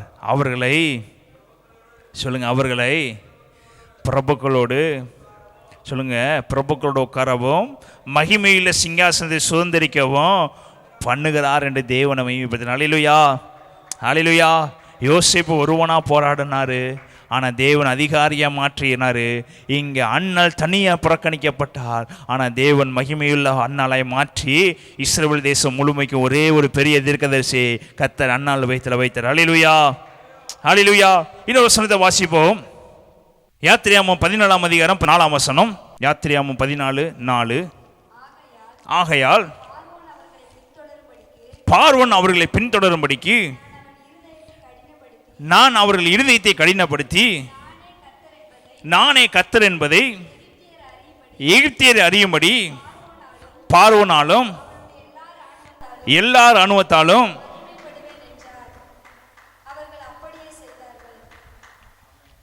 அவர்கள் அப்படியே செய்தார்கள். ஹல்லேலூயா, ஹல்லேலூயா. தேவன் சொல்ற, பார்வோன் அவர்களை சொல்லுங்க, பார்வோன் அவர்களை பக்கத்தில் சொல்லுங்க, பிரச்சனை உங்களை பின்தொடரும்படிக்கு, நிந்தைகள் உங்களை பின்தொடரும்படிக்கு, போராட்டங்கள் உங்களை பின்தொடரும்படிக்கு யார் செய்கிறா? சொல்லுங்க, யார் செய்கிறா? கர்த்தரே செய்கிறார். ஹல்லேலூயா. நெருக்கங்கள் உங்களை பின்தொடரும்படி கர்த்தரே செய்கிறார். ஏன் செய்கிறாருன்னா, நீ தொடுற மகள் சாதாரணமான மகள் இல்லை, நீ என் மகளை தொட்டுட்டேல, நான் யார் என்பதை உனக்கு நிரூபிக்கிற வரைக்கும் நீ பின்தொடர்ந்துக்கிட்டே வா. நீ தொட்ட மகன் சாதாரணமான மகன் அல்ல, நீ பின்தொடர்ந்து வா. நான் என்னுடைய மகிமை அவங்க மத்தியில் வெளிப்படும் போது நான் தெரியாம உங்களை தொட்டேன்னு சொல்லி நீ கலங்கி நிற்கிறபடி செய்வேன் என்று சொல்லி கர்த்தர் பார்வோட இருதயத்தை கடினப்படுத்துகிறாரு. ஏன் கடினப்படுத்துகிறாரு? தேவன் இஸ்ரவேலிலிருந்து விடுதலையாக்கி விட்டாரு, அப்படியே விட்டு விட்டுருக்கலாம். ஆனா திரும்பியும் பார்வோன மனுஷனை கடினப்படுத்தி தேவன் என்ன பண்றாரு? பின்தொடரும்படி செய்கிறாரு. ஹல்லேலூயா, ஹல்லேலூயா. பக்கத்துல சொல்ல, சாதாரணமாக அற்புதம் செய்கிறவன் நீங்கள் ஆராதிக்கலைங்க, பகிரங்கமாக அற்புதம் செய்கிற தேவனை ஆராதிக்கிறீங்க. ஹல்லேலூயா, ஹல்லேலூயா. ஒரு பிரச்சனை வருதுன்னா அந்த பிரச்சனை சாதாரணமாக முடியாது, பெருசாக வருதுன்னா சொல்லுங்க, அந்த பிரச்சனையை பார்த்து நடுங்கிற அளவுக்கு என் தேவன் செய்ய வல்லவராக இருக்காரு. அதை என்னை பின்தொடருதா சொல்லு, பக்கத்தில் பஸ்ஸில் பார்வனை பின்தொடருறியா? பின்தொடரு, எவ்வளவு நாள் பின்தொடருவ? தேவன் சமுத்திரத்தை உனக்கு நேராக திறந்து வச்சிருக்கிறாரு. அந்த சமுத்திரத்தில் உடைய எல்லா ஜாதிகளையும் அழித்து போடும்படியாக, கர்த்தரே தேவன் என்பதை அறிந்து கொள்ளும்படியாக உனக்காக ஒரு சமுத்திரத்தை ரெடி பண்ணி வைத்து கொண்டிருக்காரு. இப்பொழுதே ஓடிப்போனா அவனுடைய சுத்தி இருக்கிற ஜனங்களால் தப்பி வைக்கப்படுவாங்க. ஆனா தேவன் அவன் மனுஷனை கடினப்படுத்தி பின்னாடி என்ன துரத்திட்டு வரும்படி பார்வோனுடைய இருதயத்தை கர்த்தர் கடினப்படுத்துகிறாரு. சில பிரச்சனைகள் நம்ம இப்படி தான் பின்தொடர்ந்து வந்து கொண்டு நினைக்கிறீங்களா? முடிவில் கர்த்தர் உங்களை மகிமைப்படுத்துகிறவர்கள். ஹல்லேலூயா. நானே தேவன் என்பதை அவர்கள் அறிந்து கொள்வார்கள் என்று வாசிங்க. எகிப்தியர் நான் அவனை இருதயத்தை கடினப்படுத்தி நானே கர்த்தர் என்பதை எகிப்தியர் அறியும்படிக்கு பார்வோனாலும் அவருடைய எல்லா அனுபவத்தாலும் மகிமைப்படுவேன் என்றார். அப்படியே அவர்கள் அப்படியே செய்தார்கள். அடுத்த வசனங்களை வாசித்து பாருங்க. நான் சொல்ற வசனம் 17 வசனம் 18 வசனம் வாசிங்க. எகிப்தியர் உங்களை பின்தொடர்ந்து வரும்படி நான் அவர்கள் இருதயத்தை, அதற்கு மேல் வசனம் வாசிங்க, நீ உன் கோலை ஓங்கி உன் கையை சமுத்திரத்தின் மேல் நீட்டி சமுத்திரத்தை பிளந்து விடு. அப்பொழுது இஸ்ரவேல் புத்திரர் சமுத்திரத்தின் நடுவாக வெட்டாந்தரத்திலே நடந்து போவார்கள். இப்ப மோசேட்ட கர்த்தர் சொல்றாரு, நீ கோலை உயர்த்தி சமுத்திரத்தின் மேல் நீட்டு. அப்போ என்ன பண்ணுவாங்க? இஸ்ரவேல் ஜனங்கள் எல்லாரும் சமுத்திரத்துக்குள்ள நடந்து வருவாங்க. அதை மாத்திரம் சொல்லிட்டு அவர் என்ன பண்ணியிருக்கணும்? விட்டுருக்கணும். உனக்கு நாளைக்கு பிரச்சனை வரும்னு சொன்னால் எல்லாரும் என்ன பண்ணுவோம்? வேறத்தை தூக்கி போட்டு போயிடுவோம். நாளைக்கு பிரச்சனை வரும்னு சொன்னால் ஜெபம் பண்ணுறதை என்ன பண்ணிடுவோம்? விட்டு விடுவோம். ஆனால் கர்த்தர் என்ன சொல்றாரு பாருங்க மோசேட்ட, எகிப்தியர் உங்களை பின்தொடர்ந்து வரும்படி நான் அவர்கள் இருதயத்தை. அப்ப நீங்க செங்கடலுக்குள்ள போனாலும் யார் உங்களை பின்தொடர்ந்து வருவா? இப்படி சொன்ன மோசைக்கு எப்படிங்க இருக்கும்? ஏன்னா இப்போ ஜனங்கள் நடந்து சென்று வனாந்தரத்துக்கு நேரா வந்துட்டாங்க. இப்போ வனாந்தரத்துக்கு நேரா வந்ததுக்கு அப்புறம் ஜனங்கள் மோசையை பார்த்து, இந்த எகிப்திலே எங்கள் கல்லறை குழிகள் இல்லை என்றா இந்த வனாந்தரத்தில் சாகுபடியை கூட்டிக் கொண்டு வந்திருக்கீங்க, இங்க எகிப்தியர்களை பின்தொடர்ந்து கொண்டு இருக்கிறாங்க, அவங்க வந்து என்னை அழித்து போட்டு விடுவார்கள் என்று சொல்லி ஜனங்கள் எல்லாரும் மோசைக்கு விரோதமாக முறுமுறுக்கிறாங்க. மோசைக்கு விரோதமாக முறுமுறுத்த போது மோசை ஒரு வார்த்தை சொல்றாரு, செங்கலுக்கு முன்பாக நின்று கர்த்தரே உங்களுக்கு யுத்தம் பண்ணுவா, நீங்கள் சும்மா இருங்க என்று சொல்லும் போது கர்த்தர் சொல்றாரு, என்கிட்ட ஏப்பா பேசுற? உன் கையில ஒரு கோலை கொடுத்திருக்கிறேன், அந்த கோலை எடுத்து நீ செங்கலுக்கு முன்பதாக நீட்டு, அப்பொழுது செங்கல் இரண்டாக பிளக்கும் என்று சொன்ன உடனே மோசேக்கு ஒரே ஒரு சந்தோஷம் வந்துச்சு. செங்கல் இரண்டாக பிளக்க போது நம்ம வாழ்க்கையில பிரச்சனை மாற போது, நம்ம வாழ்க்கையில போராட்டம் மாற போது, நம்ம வாழ்க்கையில நிந்தைகள் மாற போது, ஜனங்கள் எல்லாரும் செங்கல் வழியாக அடுத்த இடத்துக்கு போக போறாங்க என்று சொல்லி சந்தோஷமாக இஸ்ரவேல் ஜனங்களை பார்த்து சொல்றாரு, உங்களுக்காக வழிகளை கர்த்தர் திறக்க போறாரு, நீங்க வேகமாக ஓடி போய் அந்த கரைக்கு போயிருங்க என்று சொல்லும் போது கர்த்தர் இன்னொரு வார்த்தை சொல்றாரு. என்ன வார்த்தை சொல்றாரு சொல்லுங்க? இன்னொரு வார்த்தை, நல்ல ஒரு சந்தோஷமான வசனத்தை சொல்லிட்டு, சந்தோஷமான ஒரு காரியத்தை மோசேட்ட சொல்லிட்டு ஒரு முள்ளையும் வைக்கிறார். என்ன முள்ளு வைக்கிறாரு சொல்லுங்க? என்ன முள்ளு வைக்கிறாரு? எகிப்தியர் உங்களை பின்தொடர்ந்து வரும்படி நான் அவர்கள் இருதயத்தை. சந்தோஷமும் நல்லது நடக்க போகுது சொல்லுவார். பிள்ளை என்ன பண்ணுறாருன்னா ஆட்டியை விட்டு கிள்ளியும். இப்போ ஆண்டவர் என்ன பண்ணுறாரு? வழியையும் திறந்து விட்டாரு, பார்வோன் இருதயத்தையும் கடினப்படுத்தி விட்டார். எப்படி கடினப்படுத்தி விட்டாரு? நீங்கள் போகிற அதே இடத்துல இவர்களும் வரும்படி நான் என்ன பண்ணுவேன்? வாசலை திறப்பேன். அவங்க இருதயத்தை இன்னும் கடினப்படுத்த, உங்களை கொடுமைப்படுத்துறவங்களை இன்னும் கடினப்படுத்தி உங்களை கொடுமைப்படுத்தும்படி செய்வேன். அது ஏன்னா நான் மகிமை விளங்கும்படி, என்னுடைய மகிமை விளங்கும்படி, நானே தேவன் என்பதை அறிந்து கொள்ளும்படி, எந்த அளவுக்கு அவங்களை உள்ள கொண்டு வர முடியுமோ, எந்த இடத்துல போய் அவங்களை அழிக்கணும் நான் சுத்தம் வச்சிருக்கேனோ அது வரைக்கும் அவங்க மனதனை என்ன பண்ணுவேன்? கடினப்படுத்துவேன். இப்ப இஸ்ரவேல் ஜனங்களுக்கு செங்கல் திறந்தது ஆச்சரியமா இருக்குமா? இல்ல பின்னாடி பார்வோன் செங்கலுக்குள்ள நடந்து வந்து செங்கலுக்குள்ள இறங்கி வந்து யுத்தங்களோடு குதிரைகளோடு பின்தொடர்ந்து வருகிறத பார்த்து அவங்களுக்கு பயம் இருக்குமா? அவங்க கண்களில் ஒரு ஆச்சரியம் நடந்து கொண்டிருக்கிறது. பின்னாடி திரும்பி பார்த்தா என்ன வந்து கொண்டிருக்கிறது?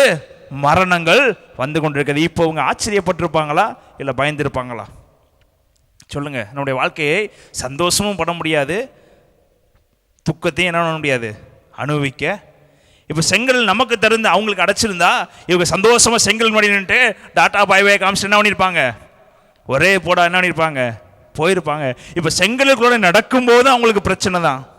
ஹல்லேலூயா, ஹல்லேலூயா. பிரச்சனையா? பிரச்சனை இல்லையா?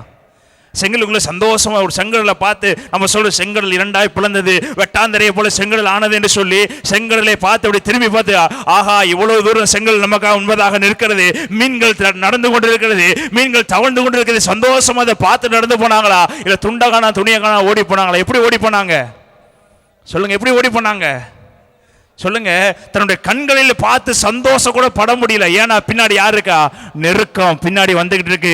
தப்பிச்சா போதும் என்று சொல்லி ஓடிக்கொண்டிருக்கிறாங்க.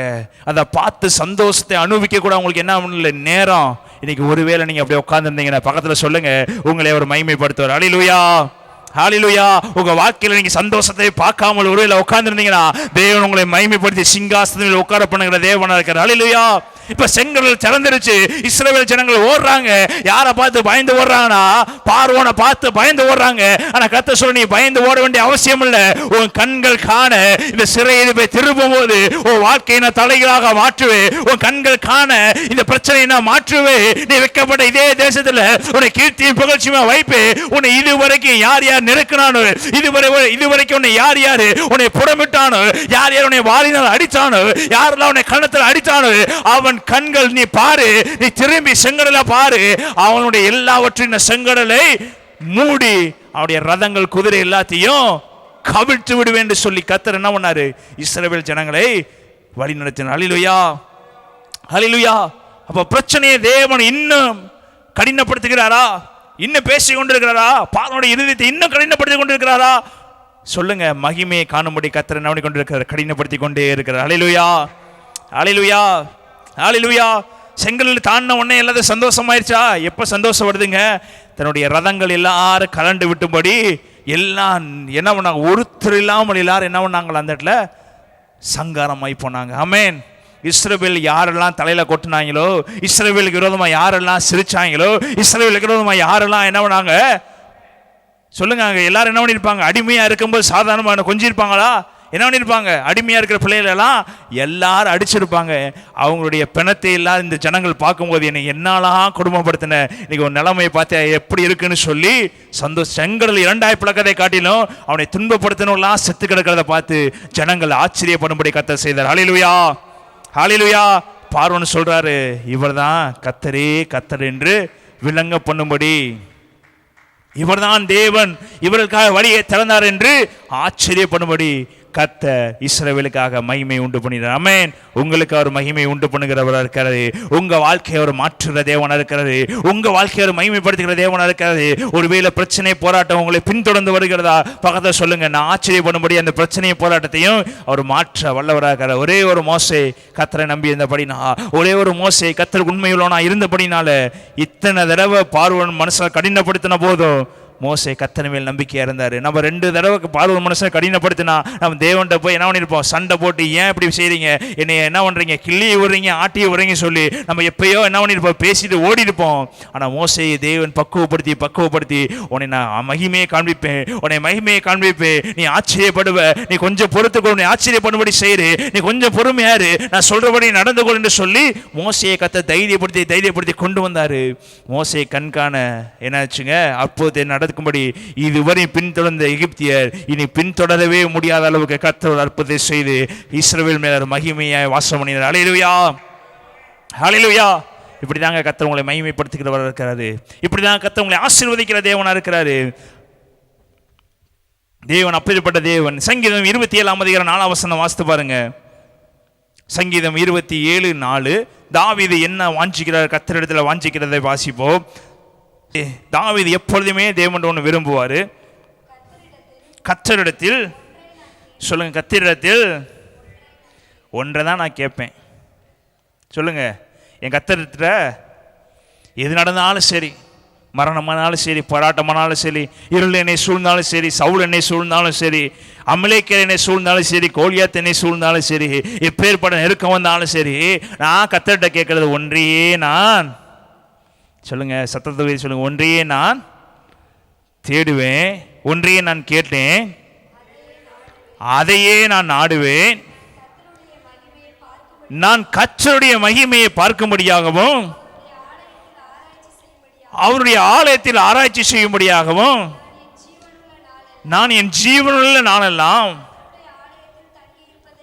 கர்த்தருடைய ஆலயத்தில் தங்கி இருப்பதையே நாடு கடந்து சொல்லுத்தோமா.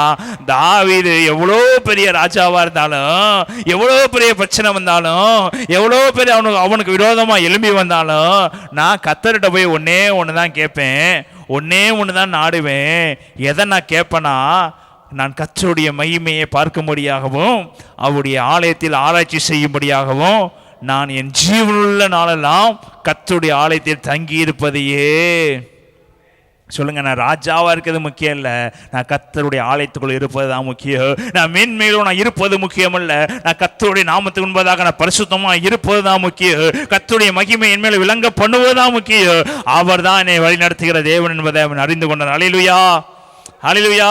அவன் அந்த இடத்துல ஆடுகள் மேய்த்து கொண்டிருந்த போதும் தன் தகப்பனாலும் தன் சகோதரனும் தன் தாயினாலும் விரட்டி விடப்பட்ட மகனாய் இருந்த போது, சவுலால விரட்டி விடப்பட்ட மகனாய் இருந்த போது, கோலியாத்துக்கு முன்பதாக தைரியமுள்ளவனாய் மகனாய் இருந்த போதும் ஒன்றுதான் கேட்பான், என் இஸ்ரவேலின் தேவனை நிந்திக்கிறதுக்கு நீ யார்? நீ பட்டயத்தோடும் ஈட்டியோடு வந்திருக்கிற, நான் யார வந்திருக்கேன்னா இஸ்ரவேலின் இராணுவங்களின் தேவனுடைய நாமத்தால் வந்திருக்கேன் என்று சொல்லி தேவனுடைய நாமத்தை அவன் கோலியாத் என்பதாக மகிமைப்படுத்தின தாவீது. ஹல்லேலூயா, ஹல்லேலூயா. பெரிய பிரச்சனை முன்னாடி இருக்குது. அவன் சொல்றான், நீ உன்னுடைய ஈட்டியோட பயத்தோட வர்ற, நீ உன் மூளையை வச்சுட்டு வர்ற, நீ வந்து உன்னுடைய பலத்தை வச்சுட்டு வர்ற, நீ என்னை விழுங்கி விடலாம் என்ற நம்பிக்கையில வர்ற. ஆனா நான் அப்படி இல்லை. நீ நினைக்கிற இயேசுனை கைவிட்டுவான்னு நினைக்கிறேல, நான் சொல்றேன், இயேசு இராணுவங்களின் தேவனாயிருக்கிற தேவனுடைய நாமத்தில் வருகிறேன். நீ ஈட்டியோட பட்டயத்தோடு வருகிற. நான் சொல்றேன், நீ நிந்திக்கிற, நீ புறக்கணிக்கிற, நீ நம்பாம இருக்கிற இஸ்ரவேலின் இராணுவங்களின் தேவனுடைய நாமத்தில் இருந்து வருகிறேன். ஹல்லேலூயா, ஹல்லேலூயா. எல்லா இடத்துலையும் தாவீது ஒரே ஒருவரை மகிமைப்படுத்தி கொண்டிருந்தார். அவர் தாங்க ஆவியானவர் இயேசு கிறிஸ்துவை. தாவீது எப்பொழுதுமே மகிமைப்படுத்தி கொண்டிருந்தார். நீங்கள் நானும் இயேசுவை மகிமைப்படுத்தி கொண்டே இருங்க. பிதாவாகிய தேவனை மகிமைப்படுத்தி கொண்டே இருந்தங்க. ஏன் தாவீது மேல் தேவனுக்கு இவ்வளோ ஆசைகளை, இவ்வளோ ஆசீர்வாதங்கள் தாவீதுக்கு ஏன் கொடுத்தாரு? ஏன் தாவீதுடைய வம்சத்தில் இயேசு கிறிஸ்து வந்தாருன்னா, அவர் எப்பொழுதுமே ஒன்றே தான் கேட்பார். தேவனுடைய மகிமையை மாத்திரம் தாவீது கேட்கிறவராக இருந்தார். தேவனுடைய மகிமையை வாஞ்சிக்கிறவராக இருந்தார். தேவனுடைய ஆலயத்தில் தங்கியிருப்பதையே இரவு பகலும் தாவீது நாடுனபடினால தாவீது வம்சத்தில் இந்த இயேசு கிறிஸ்து பிறந்து வந்தார். ஹல்லேலூயா, ஹல்லேலூயா. இன்னொரு வசனத்தை வாசிப்போம். கர்த்தருடைய மகிமை எப்படியா இருந்தது? யோவான் 12:28. யோவான் 12:28. பிதாவே, உம்முடைய நாமத்தை மகிமைப்படுத்தும் என்றார். அப்பொழுது மகிமைப்படுத்தினேன், இன்னமும் மகிமைப்படுத்துவேன் என்ற சத்தம் வானத்திலிருந்து. ஹல்லேலூயா, ஹல்லேலூயா. இயேசு பரலோகத்தை பார்த்து சொல்றாரு, பிதாவே உம்முடைய நாமத்தை சொல்லுங்க. உம்முடைய நாமத்தை ஆல்ரெடி அவர் எப்படி தான் இருக்கிறாரு? மகிமையில தான் இருக்கிறாரு. ஆல்ரெடி அவர் பிரசன்னத்தில் நிறைந்தவராக தான் இருக்கிறாரு. ஆல்ரெடி சுகப்படுத்துகிறவராக தான் இருக்கிறாரு. இரவும் பகலும் தேவனுடைய நாமத்தில் அற்புதம் செய்கிறவர், அதிசயம் செய்கிறவராகவும், பிணியாளர்களை ரட்சிக்கிறவராகவும், குருடரை கண்களை திறக்கிறவராகவும், மடங்கடிக்கப்பட்டவர்களை தூக்கிடுவராகவும், பிரச்சனையில் இருக்கிறவங்களை ஓடி ஓடி போய் சுகப்படுத்துகிற தேவனாக இருக்கிறவர் அந்த இயேசு கிறிஸ்து பரலோகத்தை பார்த்து சொல்றாரு, கர்த்தாவே என்னை மகிமை படுத்தும். அமேன், அமேன். பரிசுத்தராக இருக்கிற இயேசு கிறிஸ்து பிதாட்ட சொல்ற, என்னை மகிமைப்படுத்த. அதுக்கு அவர் சொல்றாரு, படுத்தும் என்று. அப்பொழுது மகிமைப்படுத்தினேன், இன்னமும் மகிமைப்படுத்துவேன் என்கிற சத்தம் வானத்திலிருந்து. அவ மகிமை ஒரு தடவை மாத்திரம் இல்லைங்க, மகிமை மேல் மகிமை இருந்து கொண்டே இருக்கிறது. மகிமை ஊற்றி கொண்டே இருக்கிறது. இயேசு கிறிஸ்து மகிமையில் நிறைந்தவர். அவர் சொல்றாரு, எனக்கு இன்னும் எனக்கு மகிமையை கொடுங்க, இன்னும் பிரசன்னத்தை எனக்கு கொடுங்க, இன்னும் கிருபையை எனக்கு கொடுங்க. நம்ம ஒரு கட்டத்தில் நம்ம அபிஷேகத்தில் நிரம்பின உடனே, அந்நிய பாஷை பேசின உடனே, கிருபையில வரங்கள் பெற்ற உடனே ஒரு கட்டத்தில் நின்று விடுகிறோம். நமக்கு இது போதும் என்று நின்று விடுகிறோம். ஆனா இயேசு கிறிஸ்து அப்படி இல்லைங்க. இன்னும் என்னை மகிமைப்படுத்துங்க ஆண்டவரே, இன்னும் என்னை பிரசன்னமாக்குங்க பிதாவே, இன்னும் என்னை மகிமைப்படுத்துங்க சொல்லி இரவு பகல் இயேசு கிறிஸ்துவே வாஞ்சிக்கிறவரா இருந்தார். ஹல்லேலூயா. இயேசு கிறிஸ்து பிரசன்னத்தை இன்னும் பிரகாசிப்பிக்கிற தேவனா இருந்தார். ஹல்லேலூயா, ஹல்லேலூயா. நம்ம ஒரு ஆசீர்வாதத்தை பெற்றோன்னு நின்று விடுகிறோம், ஒரு அபிஷேகத்தை பெற்றோன்னு நின்று விடுகிறோம், ஒரு ஸ்தலத்திலிருந்து இன்னொரு ஸ்தலத்துக்கு போக யோசித்து கொண்டு இருக்கிறோம். ஆனா இயேசு கிறிஸ்து அப்படி இல்லைங்க. எனக்கு இன்னும் மகிமைப்படுத்துங்க, இன்னும் என்னை மகிமைப்படுத்துங்க, இன்னும் ஒரு பிரசுத்தவானை மூடுங்க, இன்னும் பரிசுத்தவானா என்னை மாற்றுங்க என்று சொல்லி பிதாவாகிய தேவனுக்கு முன்பதாக நின்று கொண்டிருக்கிறாரு. பிதாவாகிய தேவன் வானத்திலிருந்து சொல்றாரு, மகிமைப்படுத்தினேன், அப்படியே விட்டுவிட மாட்டேன், இன்னும் உன்னை மகிமைப்படுத்துவே, இன்னும் உன்னை பிரசித்தப்படுத்துவே, இன்னும் ஜனங்கள் எல்லாருக்கும் முன்பதாக நாமத்தை மகிமைப்படுத்து என்று சொல்லி தேவன் இயேசு கிறிஸ்துவோட பேசினாரு. இன்று ஆவியானவர் உங்களோட பேசுறாரு. இது உன்னை மகிமைப்படுத்தினே, இன்னும் உங்களை மகிமைப்படுத்துவே, இன்னும் உங்களை மகிமைப்படுத்தி அநேகர் முன்பதாக ராஜாக்களாக, பிரபுக்கள் மத்தியில் உங்கள் அதிகாரிகளாக, இன்னும் இருக்கிற எல்லா இடங்களிலேயே உயர்ந்த இடங்களில் உட்கார வைக்கும்படியாக இன்னும் உங்களில் மகிமைப்படுவேன் என்று பிதாவை இயேசு கிறிஸ்து உங்களோட பேசிக் கொண்டிருக்கிறாரு. அவர் மகிமைப்படுத்துகிற தேவனை ஆராய்த்து கொண்டிருக்கிறீங்க. பிரியமானவர்களே, இயேசு கிறிஸ்துவை ஆராய்த்து கொண்டிருக்கிறீங்க. அவருடைய பிரசன்னம் உங்களுக்குள்ள ஃப்ளோவாகி இன்னும் அதிகமா அவங்க மத்தியில பிரகாசித்து கொண்டே இருக்கிறது. அவர் மகிமை இன்னும் உங்க மேல ஊற்றி கொண்டே இருக்கிறது. ஹல்லேலூயா, ஹல்லேலூயா. சொல்லுங்க, போதும் என்கிற மனது எப்பொழுதும் இருக்க வேண்டாங்க. சொல்லுங்க, நிரப்புங்க, இன்னும் மகிமைப்படுத்துங்க. மோசே தேவனுடைய பிரசன்னத்தில் 40 நாள் வனாந்தரத்தில் நிறைந்திருந்தார். ஹல்லேலூயா, ஹல்லேலூயா. அந்த அதிக பசங்களை எடுத்து வச்சேன், பேச நேரம் இல்ல. மோசே சீனாய் மலை மேல ஏறி போறாரு. ஏறி போகும்போது 7வது நாள்ல கர்த்தருடைய ஆவியானவர் 7 நாள் சீனாய் மலையை மகிமை மூடி இருந்தது. 7வது நாளுக்கு அப்புறம் கர்த்தர் மலையின் மேல் இன்னும் ஏறி வா என்று சொல்லி மோசேயை மேல கூப்பிடுறாரு. மோசே மலையின் மேல ஏறி 40 நாள் மகிமையில் நிறைந்தவராய் மாற்றப்பட்டார். ஹல்லேலூயா, ஹல்லேலூயா, ஹல்லேலூயா. 40 நாள் சாப்பிட்டார் என்று எழுதப்படவில்லை, 40 நாள் தூங்கினார் என்று எழுதப்படவில்லை, 40 நாள் எங்க இருந்தார் என்று எழுதப்படவில்லை. சீனாய் வனாந்தரத்துக்கு போனது மாத்திரம் தான் சரி, சீனாய் மலைக்கு போனது மாத்திரம் தெரியும். சீனாய் மலையில போய் மகிமைப்பட்டாரா, இத பரிசுத்த ஆவியானவர் செய்து பரலோகத்தில் மகிமைப்பட்டார் என்று எழுதப்படல. ஆனா 40 நாட்கள் மகிமை மோசேயை மூடியிருந்தது. அவருடைய முகங்கள் பிரகாசமாய் மாற்றப்பட்டது. ஜனங்கள் எல்லாரும் மோசேயை முகத்தை பார்க்க அஞ்சினார்கள், மோசேயை முகத்தை பார்க்க நடுங்கினார்கள். அந்த அளவுக்கு தேவனுடைய மகிமை மோசேயை நிரப்பி இருந்தது. ஹல்லேலூயா, ஹல்லேலூயா. அந்த விதமாக கர்த்தர் இந்த நாள் இனி வருகிற நாட்களை உங்க மேல கர்த்தர் மகிமையை கொடுத்து உங்க முகத்தை பிரகாசிப்பிக்க விரும்புகிற தேவனாக. ஆமென். எத்தனை பேர் வாஞ்சியா இருக்கிறீங்க? அவரை நீ நிரப்ப வேண்டும், அவரின் மேல் மகிமையா இருக்க வேண்டும், அவருடைய மகிமை என்னுடைய முகத்தில் பிரகாசிக்க வேண்டும் என்று விரும்புகிறவங்களாம் அவரை பார்த்து கேளுங்க, ஏசப்பா இன்னும் என்னை மகிமைப்படுத்துங்க. ஆமென், ஆமென். இந்த லெவல் இல்ல ஏசப்பா, இன்னும் மகிமைப்படுத்துங்க. இந்த ஜனங்கள் பார்த்து ஆச்சரியப்படும்படி என்னை மகிமைப்படுத்துங்க. என் சொந்தக்காரங்கள் பார்த்து ஆச்சரியப்படும்படி என்னை மகிமைப்படுத்துங்க. என் பிள்ளைகள் பார்த்து ஆச்சரியப்படும் மகிமைப்படுத்துங்க. அந்த மகிமையில உமக்கே உரியது, இந்த மகிமையில உமக்கே உரியது. உலகப்புறமாக இருக்கிற மகிமை எனக்கு ஆசீர்வாதம் அல்ல, உம்முடைய மகிமை எனக்கு ஆசீர்வாதம். நீங்க என்னை மகிமைப்படுத்துங்க. என்னை பேர் சொல்லி அழைச்சிருக்கிறீங்களே, என்னை மகிமைப்படுத்துங்கன்னு கேளுங்க. என்னை உள்ள கையில வரைஞ்சிருக்கிறீங்களே, என்னை மகிமைப்படுத்துங்க ராஜா. நான் இப்படியே ஒன்றுமில்லாதவனா இந்த உலகத்துல வாழக்கூடாது, ஒன்றுமில்லாதவனா இந்த உலகத்தை விட்டு போயிடக்கூடாது, ஒன்றுமில்லாதவனா இந்த என் சந்துக்குள்ள என் தெருக்குள்ள நான் இருக்கக்கூடாது. தேவன் மேல் இருக்கிறார் என்பதை என் தேசங்கள் அறியும்படியாக என்னை மகிமைப்படுத்துங்க. உலகம் முழுவதும் நான் மகிமைப்படுத்து என்று சொல்கிறது ஜனங்கள் பார்க்கும்படியாக, பில்லி சுண்ணியங்கள் நடுங்கும்படியாக, மந்திரவாதங்கள் நடுங்கும்படியாக, குறி சொல்லுகிறதெல்லாம் ஓடும்படியாக, பலவீனங்கள் இருக்கலாம் சுகமாக்கும்படியாக என்னை மகிமைப்படுத்துங்க கேளுங்க. தேவன் உங்களை மகிமைப்படுத்துகிறவர். ஹல்லேலூயா, ஹல்லேலூயா. கேட்கிறவனோ சொல்லுங்க, இயேசுவே வாயை திறந்து கேட்டாருங்க பிதாட்ட, என்ன இன்னும் நம்ம குறைஞ்சு போயிடுவோமா? சொல்லுங்க, இன்னும் மகிமைப்படுத்துங்க சொன்னா குறைஞ்சு போயிடுவோமா? வாயை திறந்து கேட்டால் குறைஞ்சு போயிடுவோமா? கேளுங்க, இன்னும் மகிமைப்படுத்துங்க ஏசப்பா, இன்னும் மகிமைப்படுத்துங்க. மகிமையில் நிரப்புங்க. எல்லாரும் எழுவினுடைய நேசிக்கிற அன்பின் பரலோக எஜமானே, இதை பார்க்கிற கேட்கிற யாவரையும் ஆசீர்வதிங்க ராஜா, மகிமைப்படுத்துவீராக என்று செபிக்கிற ராஜா. மோசையை மகிமைப்படுத்தினீரே, யோசேப்பை மகிமைப்படுத்தினீர் ராஜா, அதிகாரியை மகிமைப்படுத்தினீரே, அண்ணாளை மகிமைப்படுத்தினீரே ராஜா. இயேசுவின் நாமத்தில் ராஜா, எகிப்து தேசம் முழுவதுக்கு ராஜா, பார்வோன கண்கள் பார்க்க இஸ்ரவேலை மகிமைப்படுத்தினீர் ராஜா. தாவீது எப்போது மகிமையை வாஞ்சித்தாரே ராஜா, இயேசு கிறிஸ்து மகிமையை வாஞ்சித்தாரே ராஜா. அது போல பிள்ளைகள் எல்லாத்தையும் மகிமையால் மூடுவீராக ராஜா. மகிமையை முகங்கள் பிரகாசிப்பிக்க பண்ணுவீராக என்று ஜெபிக்கிறேன். இயேசுவின் நாமத்தில் முகங்கள் எல்லாம் வெக்கமான முகங்கள் மாறட்டும் ராஜா, இருளான முகங்கள் மாறட்டும் ராஜா. இயேசுவின் மோசே மேல் பிரகாசிப்பித்த அதே ஒளி இயேசுவின் நாமத்தில் பிள்ளைகள் மத்தியில் பிரகாசிப்பிக்கட்டும் என்று இயேசுவின் நாமத்தில் ஜெபிக்கிறேன். பெரிய காரியங்களை செய்யும் இயேசுவின் நாமத்தில் இந்த பரிசுத்தமான நாள ராஜா ஒவ்வொருவரையும் பரிசுத்தப்படுத்துவீராக ஜெபிக்கிறேன். நீ பெரிய காரியங்களை செய்யும். எல்லா துதிகனமையும் உங்க சொல்லிக்கிறேன். காத்துக்கிழமையை படுத்தும் இயேசுவின் நல்ல பிதாவே, ஆமென்.